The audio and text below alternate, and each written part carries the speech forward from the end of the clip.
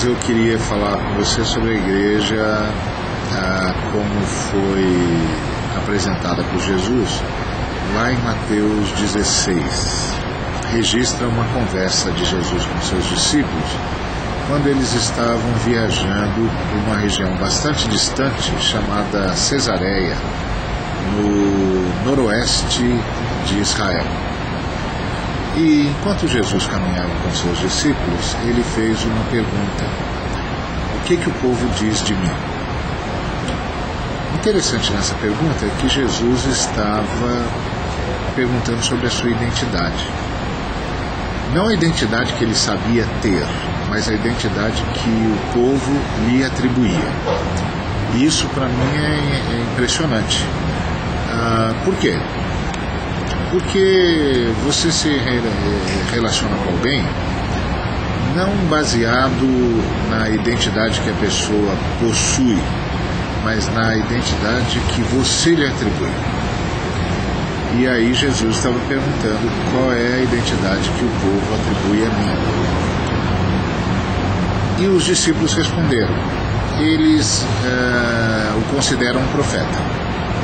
Um profeta como Elias, ou como Jeremias, ou como João Batista. São os profetas com os quais eles te comparam. É interessante que Jesus não fez nenhum comentário. E na colocação do povo tem algumas coisas interessantes. A primeira é que eles compararam Jesus com profetas bastante duros.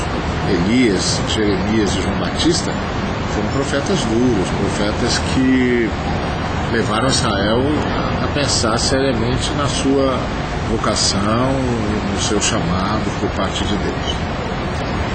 Mas eles erraram. Eles atribuíram a Jesus apenas o status de profeta, mas mais do que terem errado, eles disseram sobre si mais talvez do que gostariam de dizer. O que o povo disse sobre si ao fazer essa afirmação acerca de Jesus?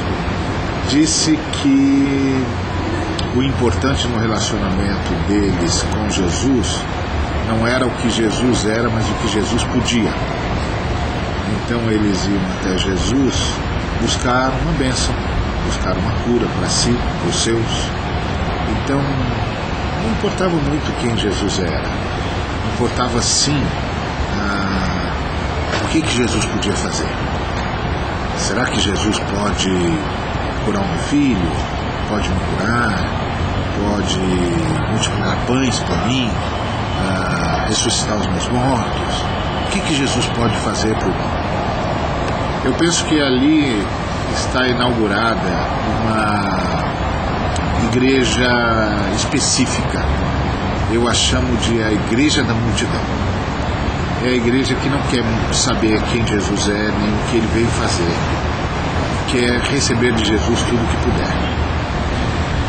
Essa igreja tem proliferado no Brasil e no mundo. Esse tipo de igreja da multidão.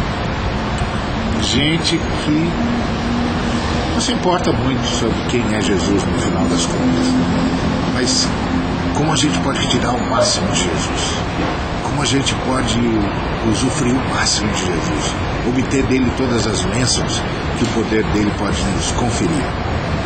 Qual foi a reação de Jesus ao comentário do povo? Nenhuma. Jesus não reagiu. É como se Jesus estivesse nos comunicando que não há o que comentar. Diante desse tipo de postura, não há o que comentar, há o que lamentar, mas não há o que comentar.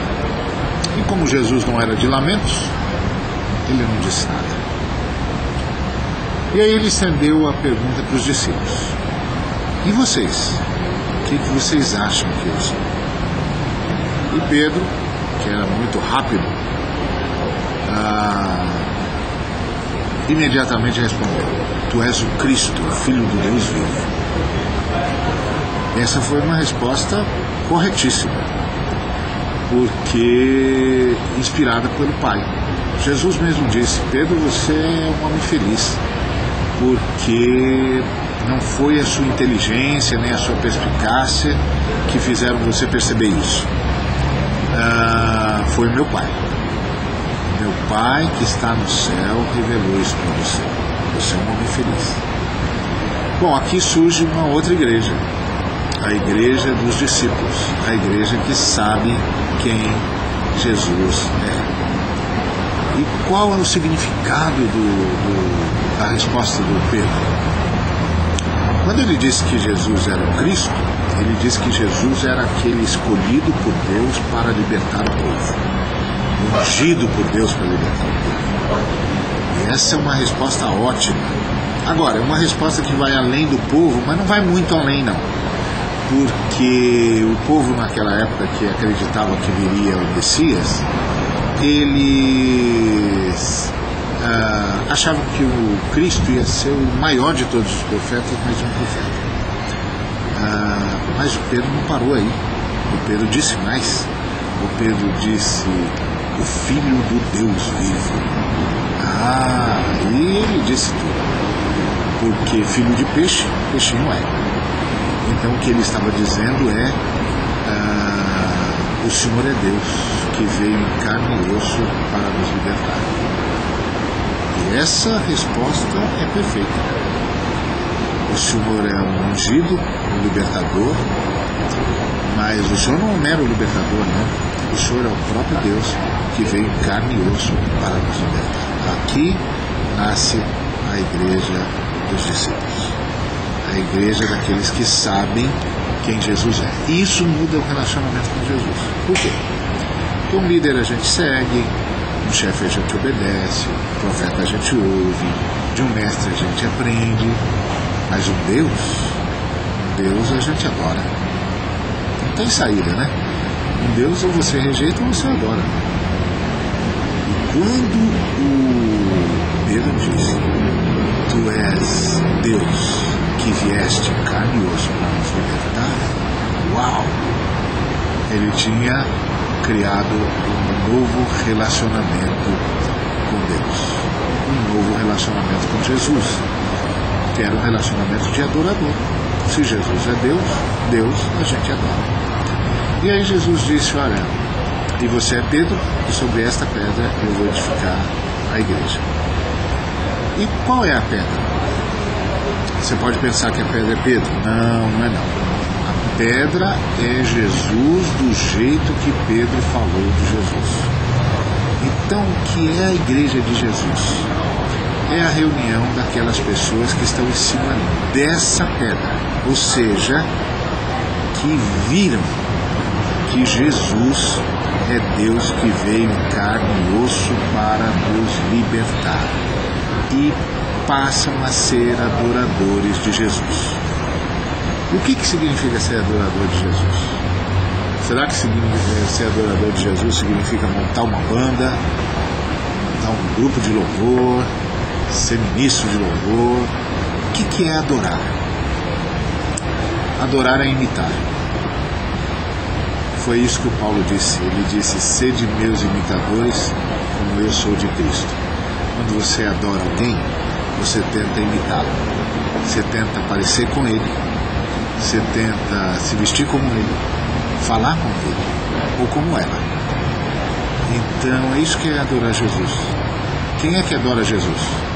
Aqueles que o imitam, que buscam imitá-lo, que olham para ele como quem olha para um espelho, para se acertar à imagem dele. E sabe de uma coisa?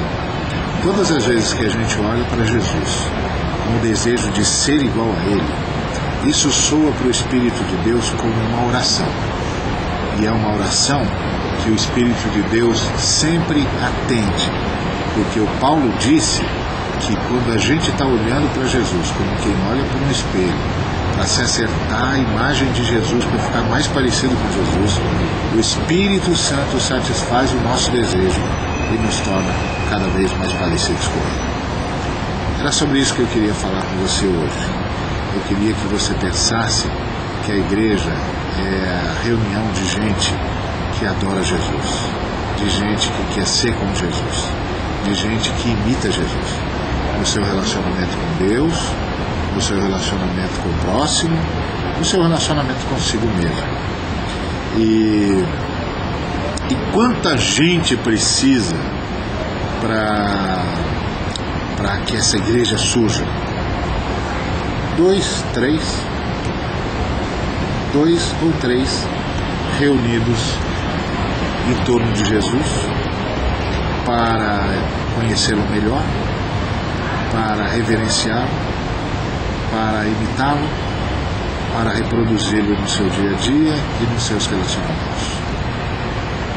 Que Jesus Cristo, o Deus que veio em carne e osso para nos libertar, seja com você, seja com seu Espírito.